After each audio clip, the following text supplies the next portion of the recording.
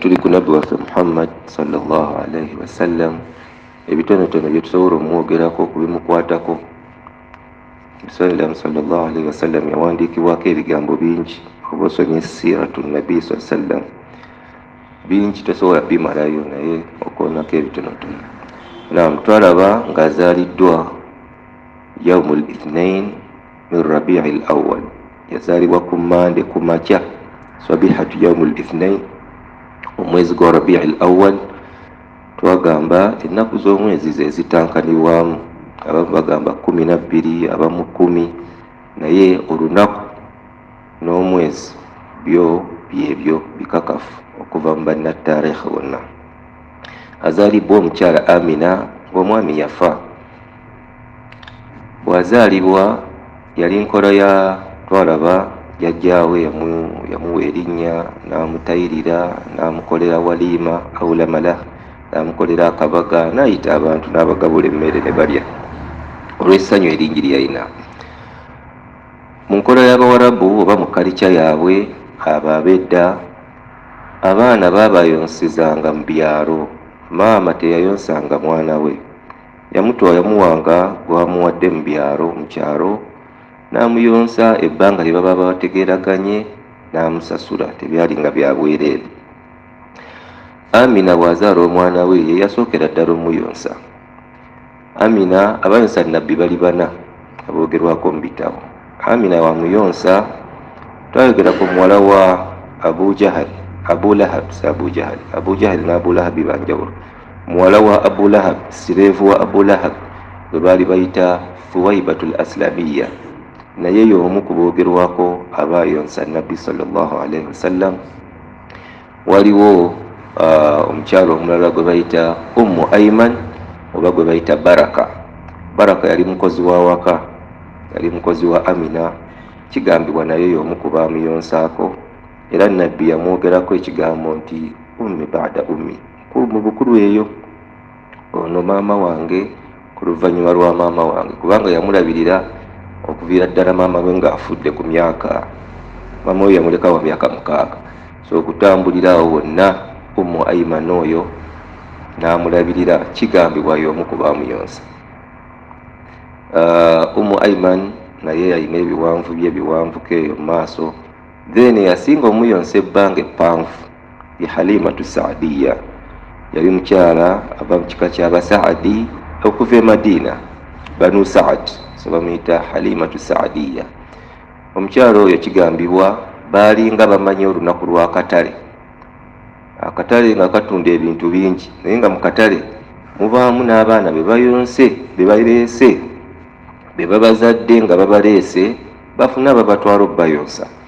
Halimatu Saadiya yajja ne bba Abu Kabsha, ali bamuyita Abu Kabsha, ne bajja ne kawala kaabwe baali bakayita Shaima okujja e Makka.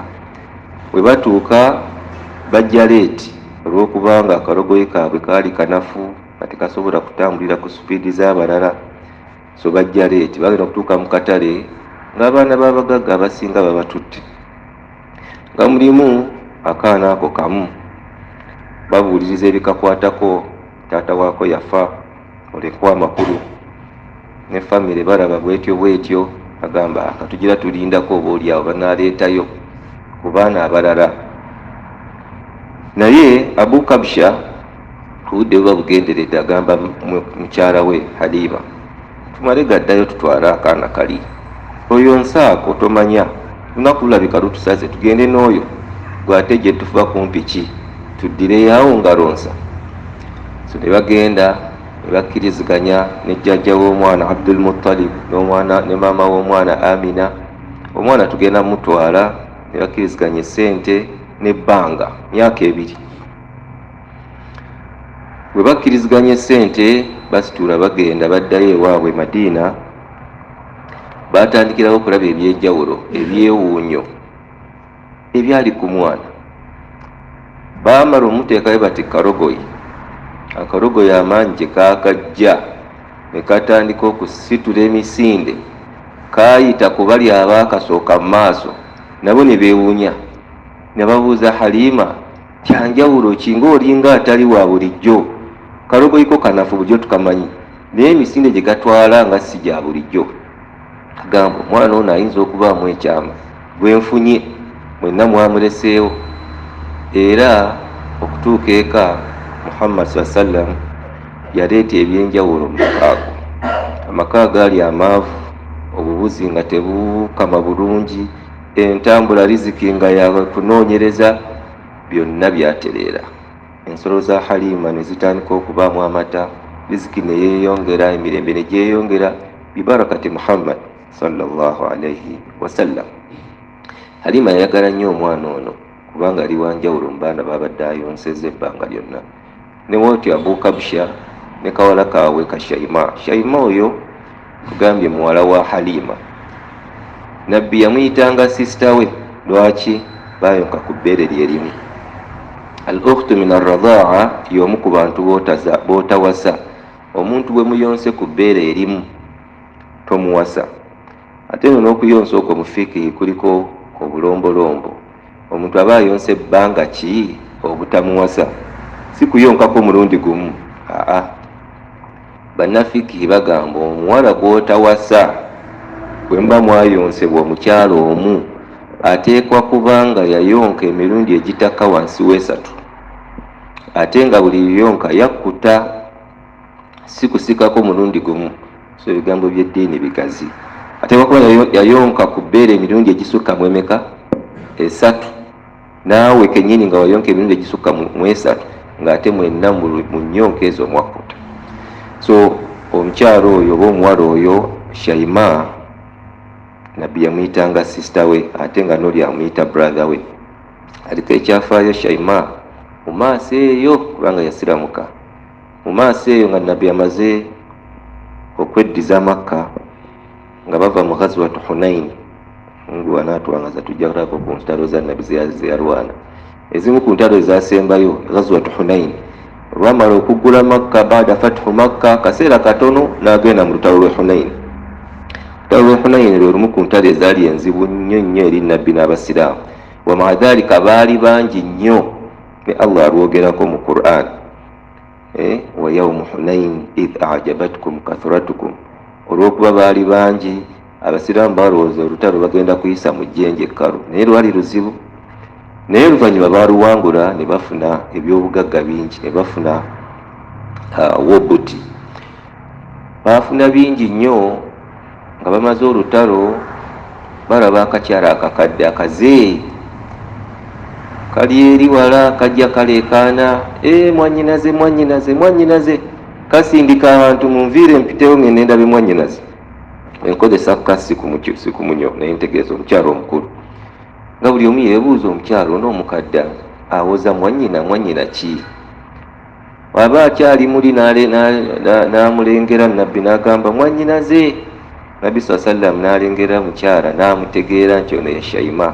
Bwe baakula ewa Halima Saadiya n'amubugwa mu kifuba n'amusanyukira. Abantu ne beewuunya nga tebamanyiiyo mwannyina wa Nabbi n'omu, tebamanyiiyo sisita we. N'ababuulira nti ono mwannyinaze bwe twakula twayonka ku bbeere lye erimu erya Halima. N'amuwa ebyobugagga bingi bingi bingi olw'essanyu lyamukola ki, amakulu yali atutte ebbanga nga tamulaba. So ye Shaima bwe baakula ne Nabbi sallam mu maka ga Halima. Amaka ga Halima gaalingamu abaana bangi kubanga gwali mulimu gw'okuyonsa n'okkuza. So mwalingamu obwana mu sayizi y'emu nga bungi, nga watuukanga mu bisaakate by'abantu n'osangamu abaana bangi. So n'ekya Halima bwe kyali. Halima nga bwe tulabye nti baraka zaatandika okuyiika mu maka n'ebyenfuna ne bitereera, n'ayagala nnyo Muhammad. Emyaka 2 wegiggwako yawulira ennaku nga naye alina omuzaayo kubanga gye baali bakkiriziganyiza mu kusooka. Akwata omwana amuzaayo ewa maama we ne jjajjaawe Abdul Muttalib. Ogamba emyaka giweddeko 2 naye mwandinnyongeddeyo emirala 2. Mbasaba munnyongere emyaka 2 mwana ono mbeere naye, kubanga ebiseera ebyo myaka 2 gyamalanga. Myaka 2 bwagisaba ne bamukkiriza, kale omwana addayo naye obeere naye okule naye. ekisooka lwaki abawarabu batwalanga abaana mu byalo? Bannataarikhi bawa ensonga nnyingi. Ekimu ku zo oba ezimu ku zo, abaana mu byalo bakulanga n'empisa ezitali za bulijjo ng'abaana b'omu bibuga, ng'era bw'okirabe n'ewaffe. Abaana abakulidde mu bibuga empisa zaabwe zibaamu akantu, mu ngeri y'okugulumiza abakulu, mu ngeri y'okubuuza n'ebifaanako bwe bityo. So omwana w'omukyalo ebiseera ebisinga bakula n'empisa. Ffe twawummulirangako mu byalo, naye era ng'ogenda okuva mu byalo ng'enjawulo weeri bazadde bo bagiraba. So abaana b'omu byalo baba n'empisa okusooka. Ekyokubiri, abaana b'omu byalo olw'okuba bakulira mu bulamu obw'okukakaalukana, life teba easy, it's never simple life. So kugenda kukima mazzi, kugenda kutyaba nku, kutwala mbuzi ku ttale n'ebifaanako bwe bityo, kusaka mmere. Kati okwo okukakaalukana abaana kwe bayigira mu byalo kubayamba nga bakuze. Bano abaana b'omu bibuga ab'omu fulaati, abaana abakulidde mu fulaati mu bibuga, ndowooza nammwe mubalina, mubalaba. Omwana yakulira mu kyalo n'akulidde mu kibuga, kantu katono nnyo enjala nga yamukubye wali ku ttaka. Naye omwana w'omu kyalo enjala n'eba emuluma omulaba ku lubimbi ng'akyalima. Kati amaanyi ago n'obuvumu obwo n'okukakaalukana bwe bakula nabwo mu buto, bafuna training ebayamba mu bukulu. So yo nayo yali nsonga nkulu. Ensonga endala bannataarikhi gye bawa lwaki abawarabu bawanga abaana baabwe okubatwala mu byalo, kutereeza lulimi, alfasahatu fi llugha, okwogera ng'olulimi olutuufu, oluwarabu olutuufu nga tolugasegaseemu bigambo. Bw'ogenda mu byalo eyo balina vocabulary ze bakozesa oluusi z'otawulirangako eno. N'akubuulira omuti erinnya lyagwo, n'akubuulira ekinyonyi erinnya lyakyo kyennyini, n'omuddo. Effe eno olaba muddo togumanyi tomanyi linnya lyagwo, ekinyonyi tomanyi biseera mu butuufu bwabyo. So abaana b'omu byalo, abantu abakulidde mu byalo baba faswihu fi llugha, boogera olulimi mu butuufu lwalo, tebabugattagattamu bigambo. Olw'okuba lwaki? Ti olw'okuba ebyalo ebyo tebitera kubaamu mawanga magatte. Bw'ogenda e Busoga Basoga basically, bw'ogenda e Teeso mu byalo eyo baba Bateeso, bw'ogenda e Bukomansimbi baba baki? Baganda. So buli omu gy'abeera eyo olw'okuba tewabaayo mawanga magatte. Engamba mawanga magatte mukitegeera, abantu abava mu bitundu eby'enjawulo bayiga olulimi lwabwe ne balwogera bulungi. So yemu ku nsonga lwaki ne Nabbi sallam baamutwala akulire mu byalo, n'ensonga endala bannataarikhi ze bawa. So emyaka ebiri we giweddeko bamumuddizza emyaka emirala 4. Emyaka 4 ng'ali wa Halimatu Saadiya, Muhammad aba azannya n'obwana bunne, tugambye waka waalingawo abaana. Ne wajja wabaawo incident eyabatiisa. Baba bazannya, ne wajja abasajja 2 bambadde amakanzu, ne bakwatamu Muhammad mu bwana bwonna, ne badda wali ng'obwana bulaba, ne bamubaaga, ne bamuggyamu omutima, ne bajjako ekisaayisaayi, ne bagunaaza, ne baguzaamu. Mu kutya ennyo, kuba kino baakikola obwana bulaba, mu kutya ennyo obwana buno bwadduka ewa maama waabwo Halima, ne bumuloopera. Muhammad balabika bamusse, twali tuzannya, basajja ne bajja ebino nebino bamusudde wali. Halima yatya nnyo, nebba Abu Kabsha. Ogenda okutuuka ku Muhammad, Muhammad yategeera, kubanga eyo operation bagimukolako ng'ategeera. Okumubaaga n'okumunaaza omutima n'okuguzaamu ng'alaba ng'ategeera. Naye bamusanga agudde awo, bamubuuza Muhammad kiki ekikutuuseeko, n'abanyumiza ng'ebibadde. Sajja bazze ne bakola bino ne bakola bino ne bagenda, nange sibategedde. Kati mu kutya ennyo, Abu Kabsha ne mukyala we Halima baateesa omwana ono tumuzzeeyo ewaabwe, tetujja musobola. Era baakwata Muhammad enkeera ne bamuzza e Makka, bamuddiza maama we ng'ebbanga terinaggwako. Halima ababuuza, ate mwansaba omwana emyaka 4 nga teginnaggwako? Aa, omwana alabika akuze, tebaawa nsonga ntuufu. Amina yabagamba, asidiqiini ya Halima, mbuulira amazima, kiki? Tosobola kubanga amukomeza obukomya. mbulira ekyatuuse ku Muhammad oba ekikuwaliriza okukomyawo omwana. N'abagamba nti omwana alabika aliko amajini gamukubye, kati twatidde ebintu byakola ebimu si bya bulijjo, ate banne balabye kino na kino. Amina yamugamba nti tekisoboka mwana wange kubaako majini, tegalina nawe gamutandikira musemberera. So Amina yakkiriza okutwala omwana bw'ati emyaka gya Muhammad tejaggwako bulungi ena n'akomawo e Makka n'awangala ne maama we. Amina yali nkola ye kusinziira bannataarikh, yali nkola ye nga buli mwaka agenda e Madiina okulambula amalaalo ga bba Abdallah. Tujjukira bulungi bamuziika Madiina bwe yali akomawo. So yali nkola ye nga buli mwaka agenda e Madiina n'alaba amalaalo ga bba n'asaba byasaba n'akomawo. Olw'okuba omwana bamukomezaawo, bwe yakula n'atuuka ku myaka 6, Amina yalaba nga kyabuvunaanyizibwa n'omwana aba atandise okutegeera. Ate Nabi Muhammad kigambibwa yakuuliranga ku supiidi nnene. Bwe yawereza emyaka 15 ng'olaba ng'omuvubuka omukulu. So yakula okusukka emyaka gye mu magezi ne mu bode size. So ku myaka 6 Halima abakomawo abaddayo e Madiina okugenda okulambula amalaalo ga Abdallah. Kigambibwa baali baagalana nnyo. Ekyo ekyamukozesanga ekyo yali laavu nnene wakati we ne bba. So mu mwaka ogw'omukaaga agamba we naaba ngenda luno nina okutwala omwana ono mulage bwe twasiika kitaawe. Kiba kyabuvunaanyizibwa abaana mubalage bwe baziika bakitaawe oba bamaama baabwe baba nga baali bato. So Halima akwata omwana n'omukozi waabwe gwe tuwulidde Ummu Ayman oba Baraka.